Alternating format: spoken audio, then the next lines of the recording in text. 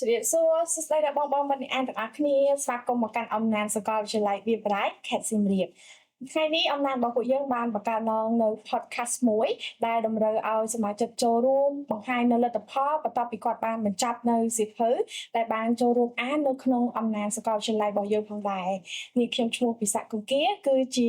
អ្នកសម្របសម្រួលនៅក្នុងកម្មវិធីអំណានសាកលវិទ្យាល័យវាលបរាយប្រធានបទដែលពួកយើងនឹងលើកយកមកនិយាយនៅក្នុងថ្ងៃនេះតែម្ដងគឺយើងនឹងនិយាយអំពីសមិទ្ធផលដែលសមាជិកដែលគាត់បញ្ចប់សៀវភៅដែលអាននៅក្នុងអំណាចរបស់ពួកយើងមកដឹងថាតើបន្ទាប់ពីអានចប់តើគាត់មានលទ្ធផលបែបណាហើយចំណុចណាខ្លះនៅក្នុងសៀវភៅដែលគាត់យកទៅអនុវត្តហើយទទួលបាននៅប្រសិទ្ធភាពនិងលទ្ធផលបែបណាខ្លះអញ្ចឹងយើងមកជួបនៅវាគ្មិនកិត្តិយសដែលជាសមាជិកនៃអំណាចសាកលវិទ្យាល័យរបស់ពួកយើងតែម្ដងជម្រាបសួរបងសួស្តីបងអរគ្នាសួស្តីសុខសប្បាយចាសុខសប្បាយធម្មតាចាតើតើពីបញ្ចប់អំណាចសាកលវិទ្យាល័យរបស់ពួកយើងមកតើមានបានបន្តអានសៀវភៅតទៀតដែរទេចាបងបានអានដែរបងបានអានដូចគ្នាបងអញ្ចឹងបន្ទាប់ពីមុនពេលដែលយើងចូលប្រធានបទតែម្ដងយើងសូមឲ្យវាគ្មិនកិត្តិយសរបស់យើងណែនាំខ្លួនបន្តិចផងដែរចាសូមអញ្ជើញសួស្តីបងមិត្តអ្នកអានទាំងអស់គ្នានិងខ្ញុំឈ្មោះសឿនគឹមភួងជានិស្សិតឆ្នាំទី1ឆមាសទី2នៃមហាវិទ្យាល័យសិល្បៈមនុស្សសាស្ត្រនិងភាសានៃសាកលវិទ្យាល័យវាលប្រាយហើយនឹងខ្ញុំក៏ជាសមាជិកនៅក្នុងក្លឹបអំណាចចំនួនទី7ផងដែរជម្រាបសួរអ្នកទាំងអស់គ្នានាងខ្ញុំឈ្មោះប៉ៅផល្លាជាអតីតនិស្សិតដែលបានបញ្ចប់ការសិក្សានៅសាកលវិទ្យាល័យវាលប្រាយហើយក៏ជាសមាជិកអំណាចនៅក្នុងសាកលវិទ្យាល័យវាលប្រាយចំនួនទី7ផងដែរអរគុណផងដែរចាបន្ទាប់ពីបានដឹងនៅសមត្ថភាពរបស់វាគ្មិនកិត្តិយសរបស់ពួកយើងរួចមកហើយពួកគាត់សុទ្ធសឹងតែជាសមាជិកនៃអំណាចសាកលវិទ្យាល័យរបស់ពួកយើងផងដែរហើយនៅក្នុងថ្ងៃនេះដែលយើងនិយាយអំពីសមិទ្ធផលនៃសៀវភៅដែលពួកគាត់អានគឺយើងសំដៅទៅលើសៀវភៅសិល្បៈចុងមិត្តបន្ទុំចិត្តអ្នកដទៃដែលយើងបានដាក់ឲ្យសមាជិកអានរយៈពេល4សប្តាហ៍ផងដែរអញ្ចឹងខ្ញុំចូលទៅដល់សំណួររបស់យើងតែម្ដងចង់សួរទៅកញ្ញាបន្តិចផងដែរទាក់ទងជាមួយនឹងការអានសៀវភៅសិល្បៈចុងមិត្តបន្ទុំចិត្តអ្នកដទៃបន្ទាប់ពីអានចប់នៅសៀវភៅមួយក្បាលនេះតើកញ្ញាយល់យ៉ាងណាអំពីគោលបំណងនៃសៀវភៅនេះផងដែរចាអរគុណបងអាចនិយាយបានថារយៈពេលជិត1ខែដែលខ្ញុំបានអានសៀវភៅសិល្បៈចុងមិត្តបន្ទុំចិត្តអ្នកដទៃនឹងចប់ហើយក៏ទទួលបានលទ្ធផលជាច្រើនពីសៀវភៅនឹងដែរគ្រាន់តែយើងមើលចំណងជើងក៏យើងដឹងថាសៀវភៅនឹងគឺគេមានគោលបំណងអប់រំខ្ពស់មែនទែនតាក់ទងជាមួយនឹងការធ្វើទំនាក់ទំនងដែលមានប្រសិទ្ធភាពជាមួយនឹងអ្នកដទៃហើយវិធីសាស្ត្របែបណាដែលយើងគួរតែធ្វើឲ្យអ្នកដទៃចូលចិត្តធ្វើឲ្យអ្នកដទៃស្រឡាញ់ហើយនឹងវិធីសាស្ត្រនៃការសាងសុភមង្គលផងដែរចាអញ្ចឹងមានន័យថាសភៅហ្នឹងគឺគេផ្ដោតខ្លាំងទៅលើវិធីសាស្ត្រក្នុងការបង្កើតទំនាក់ទំនងផងដែរទាំងទំនាក់ទំនងមិត្តភាពគ្រួសារក្នុងសង្គមផ្សេងៗផងដែរចាអញ្ចឹងសួរទៅវាគ្មិនម្នាក់ទៀតផងដែរទាក់ទងជាមួយថាសភៅសិល្បៈចុងមិត្តបន្ទុំចិត្តដដែលនេះឯងតើកញ្ញាគិតថាការអានសភៅទាក់ទងជាមួយនឹងការបង្កើតទំនាក់ទំនងបែបយូរអង្វែងតើវាផ្ដល់សារៈសំខាន់បែបណាខ្លះមកដល់យើងចាអរគុណបងសម្រាប់សំណួរចំពោះការអានសៀវភៅហ្នឹងគឺវាផ្ដល់សារៈសំខាន់ច្រើនចំពោះយើងនៅក្នុងការទំនាក់ទំនងមិនថាយើងទំនាក់ទំនងជាមួយនឹងអ្នកដែលយើងធ្លាប់ស្គាល់គ្នាឬក៏ជាមួយនឹងអ្នកដែលយើងមិនស្គាល់គ្នាយើងអាចបង្កើតទំនាក់ទំនងបានដោយសារតែយើងបានអានសៀវភៅច្រើនទទួលបាននូវចំណេះដឹងច្រើនហើយយើងក៏អាចអភិវឌ្ឍខ្លួនឯងឲ្យកាន់តែល្អប្រសើរនៅក្នុងការតាក់ទងជាមួយនឹងអ្នកដទៃផងដែរចា៎ចឹងកញ្ញាបាននិយាយទាក់ទងថាការអានសៀវភៅបង្កើតទំនាក់ទំនងគឺវាមានសារៈសំខាន់និងផលប្រយោជន៍ច្រើនផងដែរចឹងចូលដល់សៀវភៅវិញចុះបន្ទាប់ពីកញ្ញាបានបញ្ចប់នៅសៀវភៅសិល្បៈចុងមិត្តបន្ទុំចិត្តអ្នកដទៃរយៈពេល4សប្តាហ៍ដែលខាងអំណាចរបស់យើងបានដាក់ឲ្យគាត់អានតើកញ្ញាយល់យ៉ាងណាដែលថាតើបន្ទាប់ពីអានចប់លទ្ធផលដ៏ល្អប្រសើរដែលកញ្ញាទទួលបានពីសៀវភៅនេះគឺមានអ្វីខ្លះដែរចាបងលទ្ធផលដែលខ្ញុំទទួលដែលល្អប្រសើរបំផុតគឺការកែប្រែទម្លាប់ខ្លួនឯងហើយនិងការកែប្រែនៅអ្វីដែលខ្លួនឯងខ្វះខាតពេលដែលខ្ញុំអានសៀវភៅនឹងហើយវាអាចកែប្រែឲ្យខ្ញុំបដូរជាមនុស្សដែលឆាប់មួម៉ៅខឹងឲ្យខ្លាចជាមនុស្សដែលចេះអត់ធ្មត់ច្រើនហើយក៏មានទម្លាប់ក្នុងការអានសៀវភៅបានល្អជាងមុនហើយទៀងពេលវេលាផងដែរចាអញ្ចឹងយើងងាកមកកាន់វាគ្មិនកិត្តិយសវិញយើងវិញម្ដងថាតើចំណែកឯកញ្ញាវិញបន្ទាប់ពីអានចប់ នៅសភៅមួយក្បាលនេះហើយក៏ដឹងមកដែរថាសភៅមួយក្បាលនេះវាបានមានវិធីសាស្ត្រក៏ដូចជាមានចំណុចជាច្រើនដែលកញ្ញាបានទទួលបានពីសភៅអញ្ចឹងចង់ឲ្យកញ្ញាចែករំលែកផងដែរថាតើទម្លាប់មួយណាឬក៏ចំណុចមួយណាដែលកញ្ញាបានអភិវឌ្ឍវាឡើងមកហើយចាអរគុណច្រើនបន្ទាប់ពីអានសភៅនឹងចប់គឺចំណុចជាច្រើនដែលខ្ញុំបានយកវាមកអនុវត្តផ្ទាល់នៅក្នុងជីវិតជាក់ស្ដែងហើយចំណុចខ្លះទៀតខ្ញុំធ្លាប់បានអនុវត្តវារួចហើយដែរគ្រាន់តែថាយើងអត់ដឹងវាជាអីគេវាមានចំណងជើងបែបណាហើយនិយមន័យបែបណាហើយចំណុចដែលខ្ញុំកំពុងតែផ្លាស់ប្ដូរខ្លួនឯងហើយនឹងអនុវត្តបន្ថែមនោះទី1បំផុតនោះគឺញញឹមការដើមឡើយមុនពេលដែលអានសភៅខ្ញុំជាមនុស្សម្នាក់ដែលលក្ខណៈថាអត់ចូលចិត្តញញឹមដាក់គេបើទោះបីជាយើង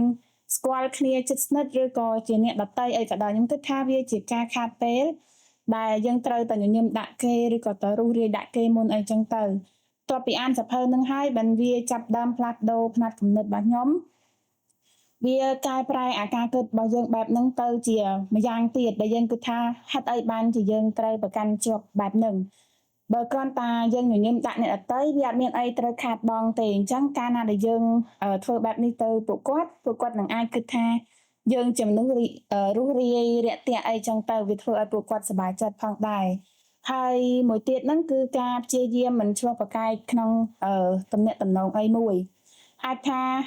ព្រោះនៅក្នុងសភៅហ្នឹងកណ្ណាជីគាត់បានលើកឡើងថាអត់មានទំនាក់ទំនងអីមួយដែលយើងអាចយកឈ្នះអ្នកដទៃដោយការឆ្លោះប្រកែកបានទេអញ្ចឹងរាល់ពេលដែលមានការឆ្លោះប្រកែកខ្ញុំតែងតែគិតខ្លួនឯងថាបើសិនជាក្នុងករណីយើងបកស្រាយហេតុផលច្បាស់លាស់អស់ហើយភាគីម្ខាងទៀតនៅតែចង់ឈ្នះជាមួយនឹងយើងអញ្ចឹងខ្ញុំឲ្យគាត់ឈ្នះខ្ញុំសុខចិត្តដើរចេញព្រោះខ្ញុំគិតថាការដែលខ្ញុំដើរចេញគឺខ្ញុំជាអ្នកឈ្នះហើយគឺឈ្នះខ្លួនឯងដែលអត់ឲ្យខ្លួនឯងទៅឆ្លោះប្រកែកជាមួយនឹងពួកគាត់ហើយមួយទៀតដែលខ្ញុំទទួលបានហើយកំពុងតែធ្វើវាមែនទែនហ្នឹងគឺការរៀនទទួលស្គាល់កំហុសខ្លួនឯងព្រោះការពីដើមឡើយអាចថាពេលដែលយើងធ្វើអីខុសមួយយើងអត់មានភាពក្លាហានក្នុងការទទួលស្គាល់កំហុសយើងខ្លាចយើងទទួលស្គាល់កំហុសទៅគឺថាយើងអន់ឬក៏យើងកំសាអីចឹងទៅតែដល់ពេលដែលយើងចាប់ដើមអានសភៅហ្នឹងវាគឺជា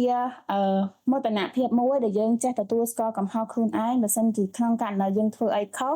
ហើយវាក៏ធ្វើឲ្យអ្នកដទៃហ្នឹងមានការទំនុកចិត្តមកលើយើងកាន់តែខ្លាំងជាងមុនដែរចាអរគុណច្រើនផងដែរអញ្ចឹងកញ្ញាបានចែករំលែកច្រើនមែនទែនថាមានចំណុចជាច្រើនដែលកញ្ញាបានលើកយកមកអនុវត្តជាក់ស្ដែងពីសៀវភៅនោះផងដែរអញ្ចឹងកញ្ញាបាននិយាយច្រើនទាក់ទងជាមួយអត្ថប្រយោជន៍គុណសម្បត្តិពីសៀវភៅនោះអញ្ចឹងចង់ឲ្យកញ្ញាជួយនិយាយបន្តិចផងដែរទាក់ទងជាមួយនឹងចំណុចនិងគំនិតខ្លះៗនៅក្នុងសៀវភៅដែលវាពិតជាមានផលពិបាកឬក៏វាមិនអាចដែលធ្វើឲ្យកញ្ញាមិនអាចយកវាមកអនុវត្តជាក់ស្ដែងដែរចាសម្រាប់សភៅសិល្បៈចង់មិត្តបន្ទាន់ចិត្តអ្នកដទៃហ្នឹងគឺយើងអាចមើលឃើញថាវាសុទ្ធតែជាវិធីសាស្ត្រដែលយើងធ្វើទៅលើអ្នកដទៃឲ្យបានផលល្អប៉ុន្តែមិនប្រកាសថាសិល្បៈវិធីសាស្ត្រទាំងអស់ហ្នឹងយើងសុទ្ធតែអាចយកមកអនុវត្តនៅក្នុងជីវិតជាក់ស្ដែងទាំងអស់ទេបើសិនជាអត់មានការកែប្រែឬក៏សម្របសម្រួលអីខ្លះៗតិចៗចឹងដែរហើយចំណុចមួយចំនួនដែលខ្ញុំគិតថាយើងអាចយកវាមកអនុវត្តផ្ទាល់នៅក្នុងជីវិតជាក់ស្ដែងគឺការមិនរិះគន់អ្នកដទៃចឹងក្នុងសភៅហ្នឹងគេលើកឡើងថាការដែលយើងរិះគន់អ្នកដទៃស្ដីបន្ទោសអ្នកដទៃវាធ្វើឲ្យពួកគាត់ព្យាយាមនិយាយការពារកំហុសខ្លួនឯងហើយព្យាយាមកិច្ចវេះអីចឹងទៅប៉ុន្តែនៅក្នុងជីវិតពិតជាក់ស្ដែងថាសន្តិភាពខ្លះឬក៏កន្លែងការងារអ្នកគ្រប់គ្រងត្រូវតែចេះរិះគន់ត្រូវតែចេះចាប់កំហុសនិងស្វែងរកហេតុផលថាហេតុអីបានជារឿងនឹងទៅជាបែបនឹងអីចឹងបើសិនជាករណីគាត់ឃើញខុសហើយឃើញរឿងនឹងវាកើតឡើងហើយប៉ុន្តែគាត់អត់និយាយអីអត់ព្យាយាមណែនាំអីគឺវាអាចនឹងធ្វើឲ្យភាគីម្ខាងទៀតឬក៏បុគ្គលម្ខាងទៀតហ្នឹងគាត់អត់មានការកែប្រែទេគាត់នៅដដែលពេលខ្លះការដែលយើងទៅរិះគន់អ្នកដទៃហ្នឹងវាអាចធ្វើឲ្យពួកគាត់អាចកែប្រែខ្លួនឯងបានហើយចំណុចមួយទៀតហ្នឹងគឺការមិនបំបាក់មុខអ្នកដទៃនៅកន្លែងទីសាធារណៈចឹងវាត្រឹមត្រូវចំពោះករណីជាច្រើនប៉ុន្តែនៅក្នុងករណីខ្លះបុគ្គលខ្លះយើងត្រូវតែមានការដោះស្រាយត្រូវតែមានការសួររកហេតុផលនៅក្នុងទីសាធារណៈព្រោះដើម្បីឲ្យពួកគាត់អាចនឹងភ្ញាក់រលឹកខ្លួនឯងហើយក៏អាចនឹងកែប្រែខ្លួនឯងនៅពេលក្រោយផងដែរចាអរគុណកញ្ញាសម្រាប់ការចែករំលែកយ៉ាងច្រើនហើយនឹងក្បោះក្បាយមែនទែនអញ្ចឹងយើងងាកទៅកាន់វាគ្មិនរបស់យើងសស្អាតមួយរូបទៀត បន្តអញ្ចឹងមិញគាត់បាននិយាយទាក់ទងជាមួយនឹងទម្លាប់ដែលគាត់យកមកអនុវត្តនិងអភិវឌ្ឍជាក់ស្ដែងហើយនឹងក៏និយាយអំពីចំណុចខ្លះៗដែលវាមានផលពិបាកនិងមិនអាចអនុវត្តជាក់ស្ដែងផងដែរអញ្ចឹងខ្ញុំចង់ឲ្យកញ្ញាជួយចែករំលែកបន្តិចផងដែរតើថាសភៅនេះបន្ទាប់ពីកញ្ញាអានចប់តើវាបានផ្លាស់ប្ដូរនៅការគិតក៏ដូចជាការសន្ទនារបស់កញ្ញាជារៀងរាល់ថ្ងៃដែរឬទេហើយការផ្លាស់ប្ដូរនោះវាមានលក្ខណៈបែបណាដែរចាបងពេលដែលខ្ញុំអានសភៅនឹងចប់គឺវាបានផ្លាស់ប្ដូរខ្ញុំច្រើនដូចជាការអានសភៅទៀងទាត់ការនិយាយស្ដីមានបទរបៀបបត់បែនច្រើនហើយក៏កែប្រែនៅខ្លួនឯងដូចថាកាលមុនឧស្សាហ៍ស្ដីបន្ទោសឲ្យអ្នកដទៃអញ្ចឹងពេលដែលអានសភៅនឹងចប់ក៏ចាប់ផ្ដើមស្វែងយល់ថាការស្ដីបន្ទោសគឺវាមិនអាចជាការល្អប្រសើរដើម្បីឲ្យខ្លួនឯងនឹងល្អជាងគេនឹងទេអញ្ចឹងនិយាយទៅសភៅហ្នឹងគឺផ្ដល់អត្ថប្រយោជន៍ច្រើនដល់ខ្ញុំអាចកែប្រែខ្លួនឯងបានច្រើនអភិវឌ្ឍខ្លួនឯងហើយក៏អាចមានទំនាក់ទំនងកាន់តែល្អប្រសើរជាងមុនផងដែរចាអញ្ចឹងកញ្ញាបានចែករំលែកផងដែរទាក់ទងជាមួយនឹងចំណុចសំខាន់ដែលកញ្ញាទទួលបានពីសៀវភៅអញ្ចឹងតាមដែលខ្ញុំធ្លាប់ដឹងពីមុនកញ្ញាចូលដល់ក្នុងអំណាចសាកលវិទ្យាល័យវាប្រាកញ្ញាបានចែករំលែកដែរផងដែរថា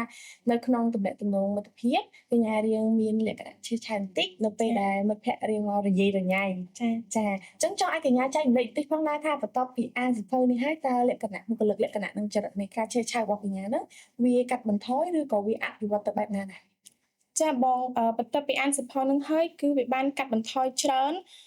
វាអាចធ្វើឲ្យខ្ញុំរៀងអាចអត់ធ្មត់បានច្រើនជាងមុនពេលដែលមិត្តភក្តិខ្ញុំធ្វើខុសអ្វីមួយខ្ញុំតែងតែប្រាប់ដោយការគិតពិចារណាមុននឹងនិយាយទៅកាន់ពួកគាត់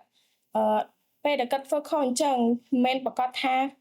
គាត់ចង់ធ្វើអានឹងពេកទេគាត់ចង់ធ្វើខុសអីចឹងទេអញ្ចឹងយើងគួរតែប្រាប់គាត់ណែនាំគាត់បែបសម្របសម្រួលហើយស្ដាប់គ្នាទៅវិញទៅមកចាអញ្ចឹងមានន័យថាបន្ទាប់ពីបានបញ្ចប់សៀវភៅនេះគឺវាបានជួយមួយផ្នែកដែរទៅដល់បុគ្គលិកលក្ខណៈទាក់ទងជាមួយនឹងភាពឈឺឆាវរបស់កញ្ញាផងដែរចាអរគុណច្រើនសម្រាប់ការចែករំលែកអញ្ចឹងចូលមកវាគ្មិនរបស់យើងវិញម្ដងបន្ទាប់មិញគាត់បាននិយាយអំពីគំនិតជាមួយនឹងរបៀបនៃការរស់នៅជាក់ស្ដែងការសន្ទនាផ្សេងៗការនៅក្នុងសង្គមក៏ដូចជានៅក្នុងមិត្តភាពរបស់ពួកគាត់ផងដែរអញ្ចឹងចង់ឲ្យកញ្ញាជួយចែករំលែកបន្តិចថាតើកញ្ញាមានគំនិតមិនយល់ស្របជាមួយនឹងចំណុចណាខ្លះនៅក្នុងសៀវភៅព្រោះមិញកញ្ញាបានចែករំលែកច្រើនមែនទែនថានៅក្នុងសៀវភៅហ្នឹងគឺមានចំណុចល្អជាច្រើនប៉ុន្តែខ្ញុំជឿថាគង់តែមានចំណុចតូចៗឬក៏ចំណុចខ្លះដែលយើងអាចអនុវត្តឬក៏យើងអត់សមស្របជាមួយនឹងសង្គមរបស់ពួកយើងផងដែរអញ្ចឹងចង់ឲ្យកញ្ញាលើកយកមកនិយាយបន្តិចបើសិនជាកញ្ញាយល់ថានៅក្នុងសៀវភៅហ្នឹងពិតជាមានចំណុចដែលយើងមិនអាចអនុវត្តដែរចានិយាយរួមដូចដែលខ្ញុំបានលើកឡើងមុនហ្នឹងថាសភៅមួយក្បាលនេះគឺគេសរុបរួមជាអឺវិធីសាស្ត្រនៃការប្រតិបត្តិឲ្យមានប្រសិទ្ធភាពចំពោះអ្នកដទៃអញ្ចឹងទៅប៉ុន្តែមិនប្រកាសថាទាំងអស់ហ្នឹងយើងយកមកអនុវត្តបានទាំងអស់ទេគឺមានចំណុចតូចៗដែលយើងអត់អាចយកវាមកអនុវត្ត 100% បានហើយចំណុចខ្លះគឺយកបាន 50% អីចឹងទៅប៉ុន្តែចំណុចដែលខ្ញុំអត់ពេញចិត្តហើយខ្ញុំគិតថាវាអឺមិនអាចអនុវត្តបាននៅក្នុងជីវិតជាក់ស្ដែងរបស់យើងគឺការដែលធ្វើឲ្យអ្នកដទៃមានអារម្មណ៍ថាពួកគាត់សំខាន់ចឹងមិនមែនយើងចេះតែចាត់ទុកគ្រប់គ្នាជាមនុស្សសំខាន់របស់យើងទេហើយក៏មិនប្រកាសថារាល់ទំនាក់ទំនងយើងត្រូវតែចាត់ទុកបុគ្គលនឹងសំខាន់រហូតដែរពេលខ្លះយើងផ្ដល់ភាពសំខាន់ទៅឲ្យពួកគាត់តាមរយៈចំណុចអីតូចៗមួយដែលយើងឃើញថាគាត់សំខាន់ប៉ុន្តែក៏មិនរហូតពេលខ្លះគាត់អាចនឹងមានកំហុសឬក៏គាត់អាចនឹងធ្វើអីដោយអចេតនាវាធ្វើឲ្យប៉ះពាល់ដល់យើងក៏យើងអាចដកចុចអាភាពសំខាន់ពីគាត់នឹងវិញបានដែរព្រោះកាលណាតែយើងផ្ដល់ភាពសំខាន់ឲ្យពួកគាត់ច្រើនពេកឬក៏ទម្លាប់យូរពេកពួកគាត់អាចនឹងគិតថាគាត់លែងក្រែងចិត្តយើងព្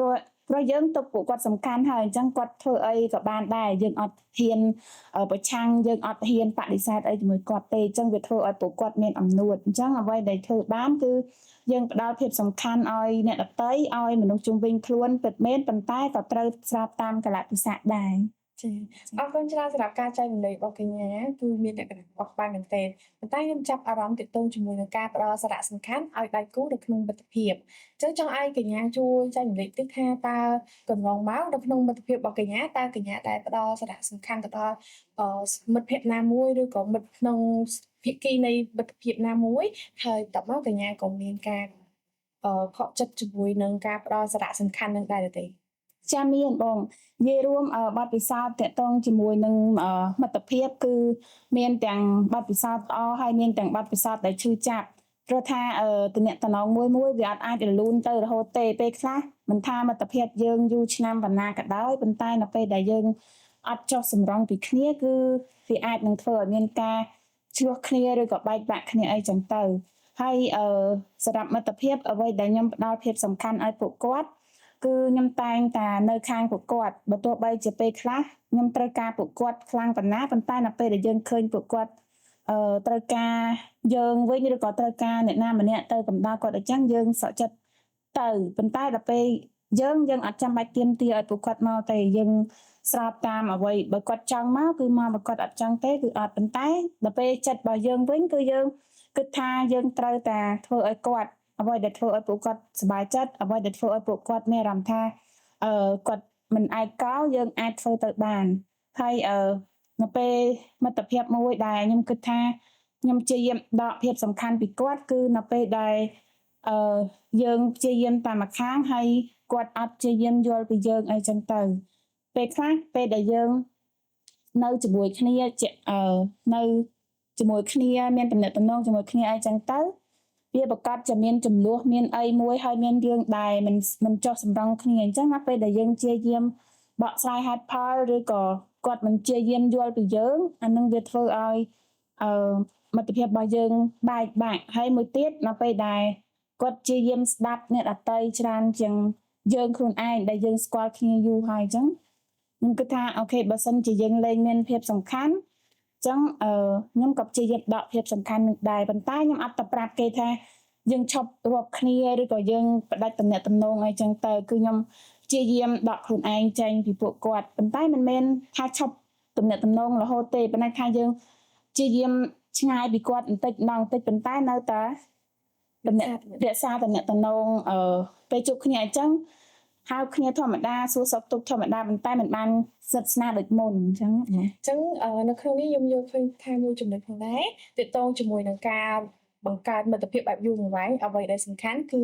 ការគោរពនិងផ្ដល់តម្លៃឲ្យគ្នាទៅវិញទៅមកផងដែរចាអរគុណកញ្ញាសម្រាប់ការចែករំលែកផងដែរអញ្ចឹងយើងងាកទៅវាគ្មិនរបស់យើងមួយរូបទៀតអញ្ចឹងចង់សួរកញ្ញាបន្តិចផងដែរទាក់ទងជាមួយនឹងសភៅនេះគឺមានចំណុចជាច្រើនដែលបានលើកយកមកនិយាយនៅភាសាគ្នាមួយនេះតែចង់ឲ្យកញ្ញាជួយនិយាយពីលទ្ធផលតខ្លួនតែម្ដងបន្ទាប់ពីទទួលបានពីសភៅនឹងបន្ទាប់ពីបញ្ចប់សភៅមួយក្បាលនឹងតើមានលទ្ធផលនិងចំណុចបែបណាដែលកញ្ញាបានអនុវត្តជាក់ស្ដែងនៅក្នុងជីវិតហើយទទួលបានលទ្ធផលល្អផងដែរជួយចែកម្លែកបន្តិចបងសម្រាប់ខ្ញុំពេលដែលខ្ញុំបានបញ្ចប់ការអានសៀវភៅសិល្បៈចង់មិត្តបន្ទន់ចិត្តអ្នកដទៃចំណុចដែលខ្ញុំអនុវត្តបានល្អជាងគេគឺការដែលមិនឆ្លោះប្រកែកជាមួយនឹងអ្នកដទៃភាគច្រើនមនុស្សយើងទូទៅគឺតែងតែមានការឆ្លោះប្រកែកមិនថារឿងតូចឬក៏រឿងធំអីទេក៏ប៉ុន្តែយើងគួរតែព្យាយាមសម្របសម្រួលគ្នាស្ដាប់ហេតុផលគ្នាទៅវិញទៅមកហើយតែបើសិនជាភាគីម្ខាងទៀតថាចង់ឆ្លោះជាមួយយើងគឺឲ្យគាត់ឆ្លោះទៅហើយយើងគឺជាអ្នកចាំស្ដាប់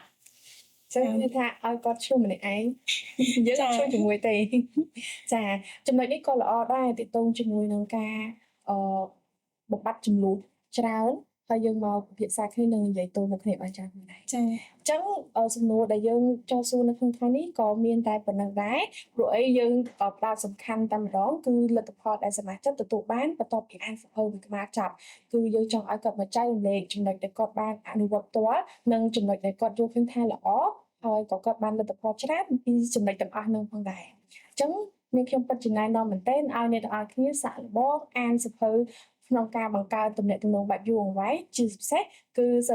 សិល្បៈចង់មុតបន្ទន់ចិត្តអ្នកដទៃដែលយើងបានតម្រូវឲ្យសមាជិកនៅក្នុងចំណុចទី7ពួកគាត់បានអានផងដែរអញ្ចឹងចុងក្រោយចង់ឲ្យវាគ្មិនទាំងពីរនាក់បង្ហាញនៅចំណាប់អារម្មណ៍ចុងក្រោយក៏ដូចជាពាក្យពេចន៍ដែលតាមទៅកាន់បងមិត្តអ្នកអានដែលគាត់ស្រឡាញ់នៅការអានផងដែរចាសូមជឿនេះចំពោះចំណាប់អារម្មណ៍ចុងក្រោយរបស់ខ្ញុំគឺខ្ញុំចង់ណែនាំឲ្យបងឬក៏បងប្អូនដែលមិនទាន់សាកល្បងក្នុងការអានសៀវភៅឲ្យចាប់ផ្ដើមនៅក្នុងការអានសៀវភៅទាំងអស់គ្នាដើម្បីលើកកម្ពស់នៅការវិស័យការអានសៀវភៅហើយក៏អភិវឌ្ឍខ្លួនឯងសម្រាប់ថ្ងៃអនាគតផងដែរ ចាសម្រាប់ខ្ញុំវិញគ្រាន់តែចង់លើកទឹកចិត្តថាបើសិនជាអ្នកទាំងអស់គ្នាចង់ផ្លាស់ប្ដូរខ្លួនឯងចង់ឲ្យខ្លួនឯងមានconfidence ជាងមុនចង់ឲ្យខ្លួនឯងចេះនិយាយជាសាធារណៈហើយលែងខ្លាចអីចឹងទៅអ្នកទាំងអស់គ្នាគួរតែអានសភៅឲ្យបានច្រើនមិនថាសភៅបែបណាទេតែមុនដំបូងត្រូវចាប់ផ្ដើមពីការស្រឡាញ់អញ្ចឹងអានសភៅណាដែលយើងស្រឡាញ់មុនដំបូងហើយយូរៗទៅវានឹងក្លាយជាទម្លាប់របស់យើងហើយ